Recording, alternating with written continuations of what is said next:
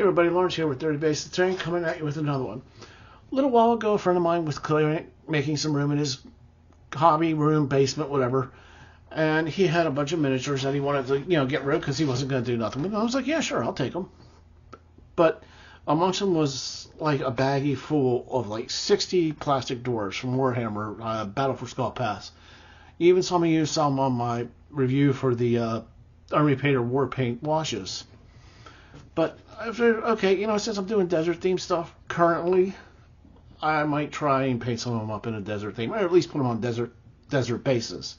So I went from some basically what was going to get thrown away plastic models to this on nice little desert bases.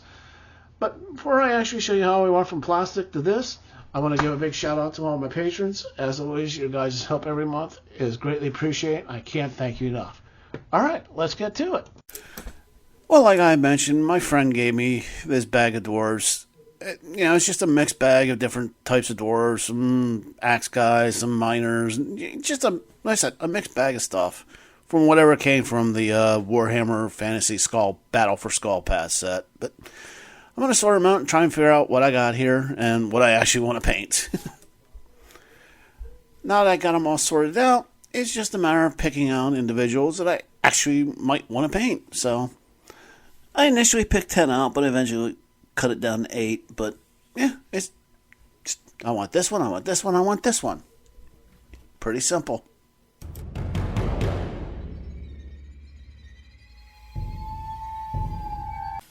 Now, I'm not a fan of square bases, so I initially thought these were all glued in, but they're not. So I pulled them off all the square bases so I can eventually swap in some round ones. Because that's just a personal preference of what I like and prefer. So get it, bye-bye square, hello round. And now that I got them off the bases, I need to get these little tabs off the bottom of their feet. So it's just a matter of a little cutting and just making it flat enough that they'll actually be usable in a little bit.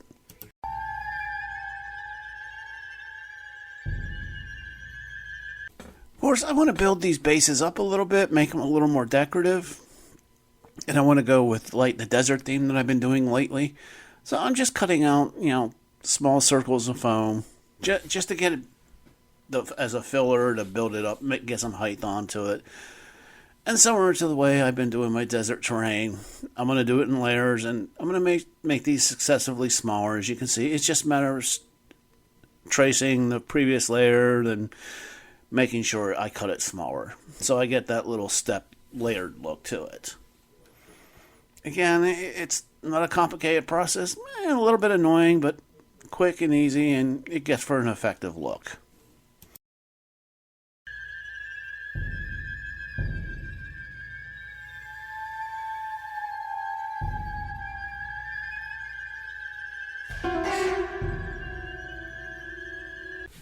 As you can see, I got them all cut out and ready to go.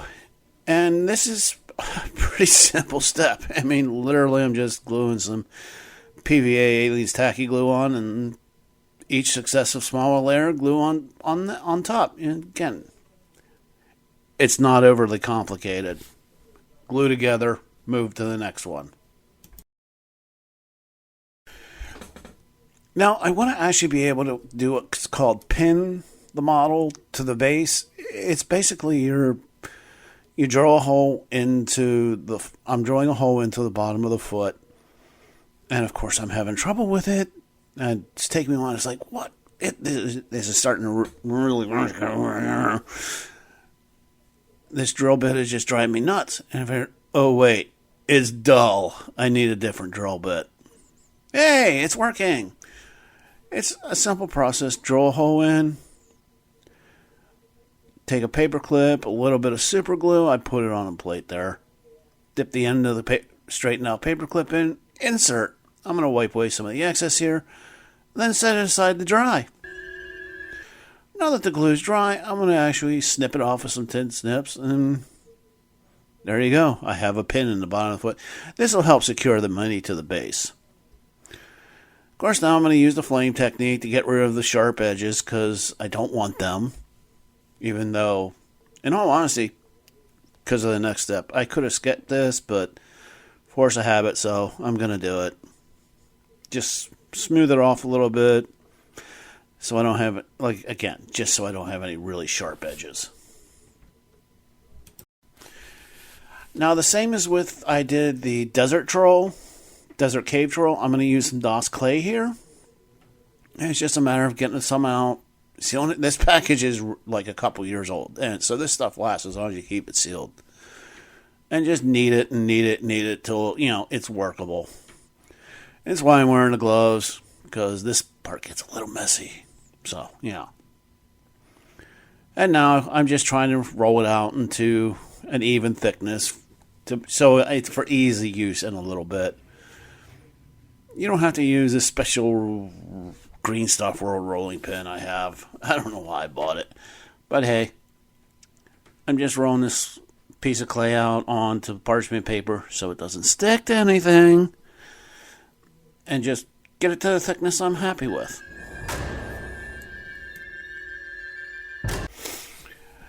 And now I'm going to just start getting into the chunks that I need and just start smashing it onto the foam. And this is why I said I didn't have to do the flame bit, but it would have bothered me if I hadn't. And I'm just trying to mold it on so it actually sticks to the foam.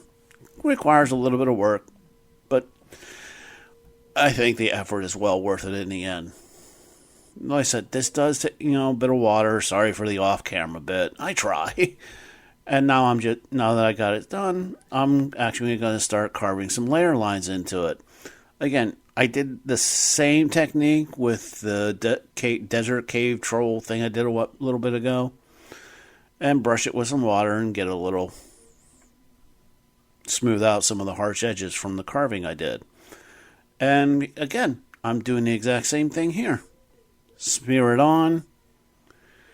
Just try, sometimes it doesn't want to stick to the foam. I got to rework it. Yes, it can be a pain in the butt. But again, I think this little bit of extra effort really makes it worth it. So again, just smearing it on, trying working into, the different layers that I put in, and carving some more layers in with my sculpting tool there, and then brushing water on to smooth it out. Of course, being desert terrain or bases, I want to put some sand on. Go figure, desert and sand? Who knew? But I'm just brushing on some PVA, and then I'm going to sprinkle sand on it. Tap it off, set it aside to dry. Pretty simple. Of course, I forgot to show the primer part, sorry. But now I had attached these to these coffee stir sticks. Those pins are coming in handy. And I'm giving them all a gray zenithal highlight. Which is basically, same as the primer, but at like a 45-degree angle. And, it leaves all the shadows and whatnot very visible.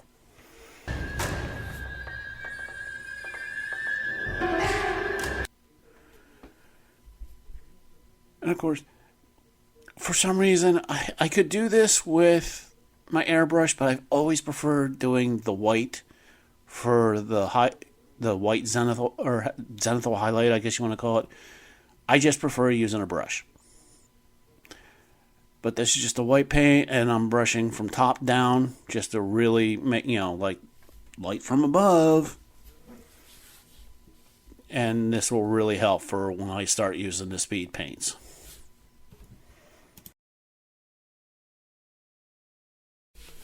Of course, now I'm going to poke holes into the top of the bases here. And the clay allows me to do that with the paper clips that I had used to pin for these miniatures. Just to get an idea of how I want to have them stand, each miniature on each base. But I am not attaching them yet. Of course, I primered the bases black, and now I'm just going with a true ochre color, painting the base just real quick, just slopping it on. Of course, now I'm actually gluing the miniatures to the base. I wanted to get that base coat of base coat color on the bases. You say that 10 times fast. And now I'm just super gluing the miniatures in place to each base.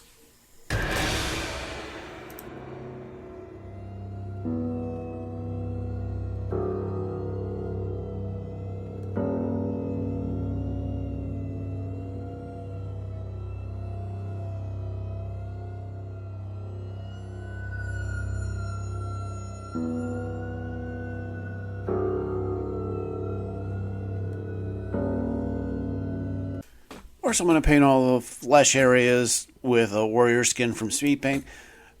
And this is where you let the speed, contrast, express color, whatever you're using, do its work. After all the zenithal highlighting and whatnot, you just have to get the right color in the right spot, and a majority of the highlighting is done. Sometimes you have to go back and do a little touch-up highlighting, but for the most part, no. And this is going to look good on the tabletop. Also, being that I'm painting several, I'm doing an assembly line technique, and any miniature, any spot on all the miniatures that need this color, it's going to get it. And now I'm using a metallic color, and I'm going to do the same thing as I did with the skin. Any areas that I want in this metallic color on every mini, I'm going to paint. Again, this is assembly line painting. You use the same color and move from mini to mini to mini, and just plop it on. Now some dusk red, and again, maybe a little satchels or bags in the back or anything that I want that color. I'm going to paint on every mini. This is a relatively simple and easy way to do it when you have multiple of the same basic minis to do. If you're doing a couple different minis, like if you're doing an elf, a dwarf, a human, that are completely different from each other, this method, a little bit of this method might help, but in general, this is for when you have multiple of the same minis to do.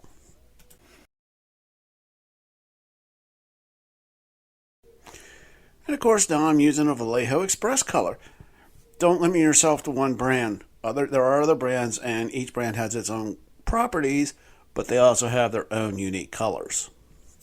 It may be just a shade off, but that one shade from a different one may be perfect for what you need.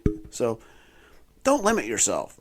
I have speed paints. I have express colors. I have contrast paints. Don't limit yourself. And of course, I will bounce back and forth between brands. Look, as long as it's got the right color I want, I'm going to use it. But again, just picking out different spots that I want this particular color. And going from mini to mini to mini.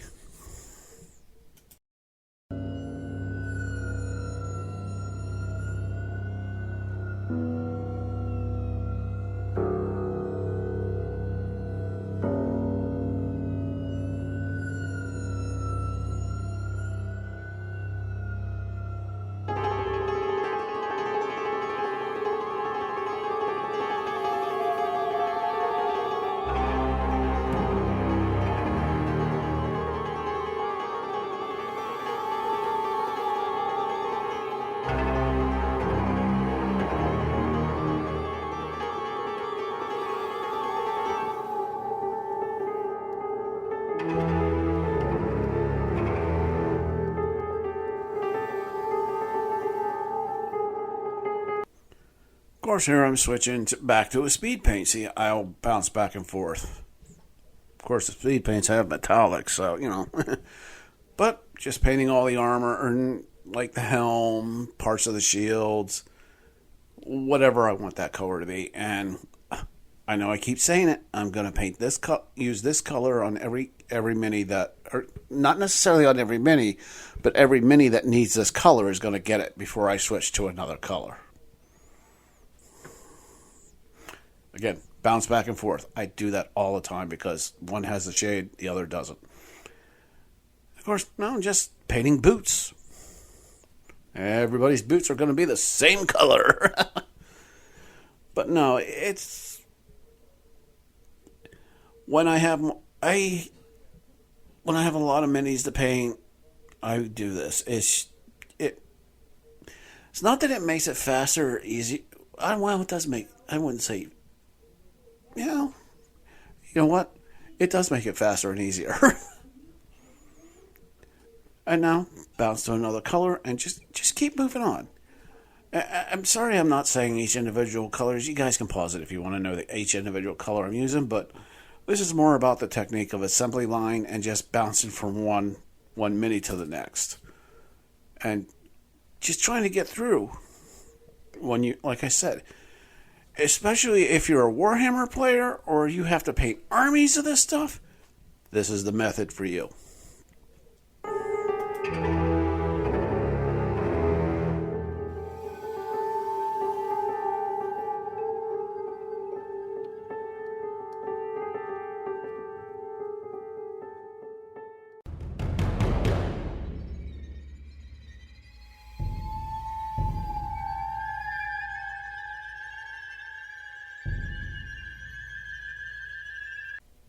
Of course, I want to get, a little gold color here, give the dwarves a little bit of bling, a little bit of shine. Because these dwarves had like several dwarven medallions and symbols on them, so I wanted those to be gold. Yeah, just to make it pop a little more, just make it a little more visually interesting on some of them. Now, they don't all have it, but I'm trying to put a little bit of gold in it, just to make it pop. But again, of course, some of them have horned helms. Gotta paint it a bone color. That's what I like about this speed paint stuff. It speeds up the process. It's gonna look good on the tabletop. Is it gonna win any painting awards? No. But again, it's gonna look good on the table. And let's be honest, that's all most of us really care about. But again, and I'm actually hitting some areas that are a little too bright for me with some washes that I recently got, and just dull it down and make, the different cracks and crevices pop a little bit more. Let's get back to the base. I haven't touched that for a while. I'm doing an overbrush with this apple barrel color. It's almost identical to the base color. I don't know why I keep doing this, because I don't need to, but I do anyway. But just give it like a 75-85% coverage with an overbrush. Let's move this light mocha color, and just this will make it really start to pop and look like sand, like a sandstone or worn desert area, arid desert area. Yeah, let's go with that. That's what I meant to do that. But just a quick dry brush, a little bit on the heavy side, but just to make all the different details and layers that I put in here and just make everything pop a little bit.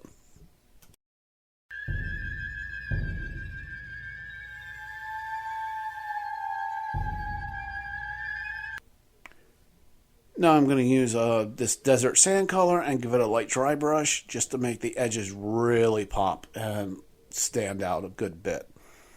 This is a quick light dry brush going from top down, sunlight from above, blah, blah, blah.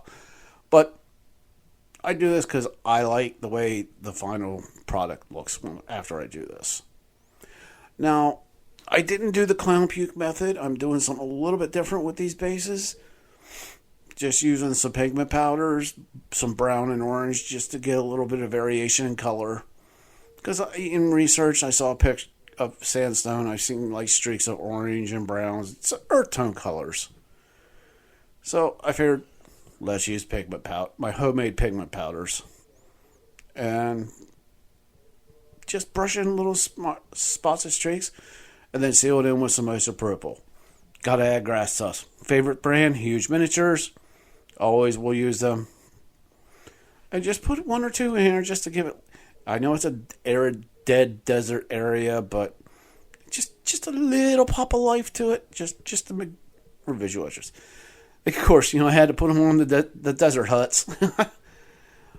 For slap chop, quick paint jobs, I'm really happy with how these turned out, and they're going to look great on a tabletop. So, again, speed, paint, contrast, express colors, whatever the brand you're using, this stuff will get the stuff on the tabletop, and it'll look good.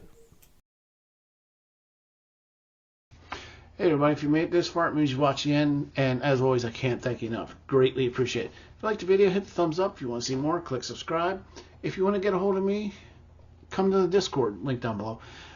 Matter of fact, post a picture of what your dwarves that you're painting, or anything. I'd love to see what other people are working on. I really do. So come to the Discord and show me what you're working on.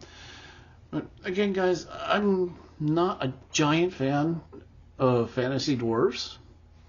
I never have been, but I am actually really happy with how well these turned out. So, and they're going to look great on somebody's tabletop. So, but as always, guys, remember, whether you're making terrain or painting miniatures, remember, the only person that matters is you, because they're your miniatures.